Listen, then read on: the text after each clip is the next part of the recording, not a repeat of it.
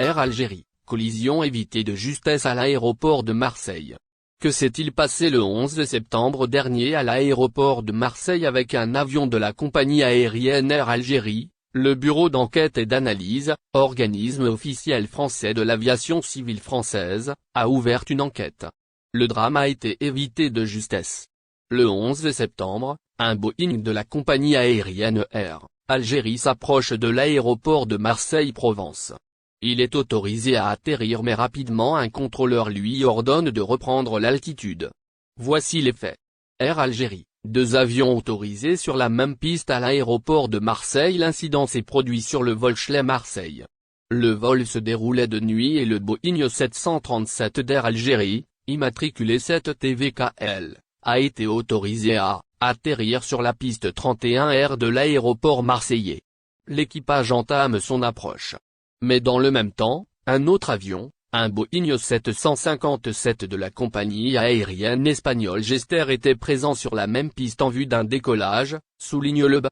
Ce dernier avait été préalablement autorisé à s'aligner sur la piste en vue d'un décollage, ajoute l'organisme français. Le contrôleur a donc demandé à l'équipage du vol Air Algérie d'interrompre l'approche, poursuit la même source. Ce type d'incidents sont rares. Ils résultent souvent d'erreurs humaines commises par les contrôleurs aériens. Mais ils peuvent avoir de très graves conséquences sur les 2 avions concernés. Fort heureusement, pour les passagers et l'équipage des 2 avions Air Algérie et Gester, le contrôleur aérien de l'aéroport de Marseille a corrigé rapidement son erreur, évitant une catastrophe. Effectivement, c'est bien une erreur du contrôleur. L'avion a dû interrompre l'approche et remettre les gaz pour amorcer une nouvelle approche, nous confirme une source proche d'Air Algérie qui précise qu'à aucun moment les passagers et l'avion n'étaient en danger.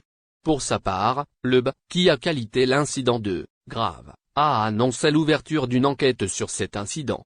Les conclusions devraient être rendues publiques prochainement. Selon les données de Flightradar, le vol, qui a décollé à l'heure de l'aéroport de Cholet a connu un retard de 21 minutes. Il s'agit probablement du temps mis par l'équipage pour effectuer un tour de piste après l'interruption d'atterrissage.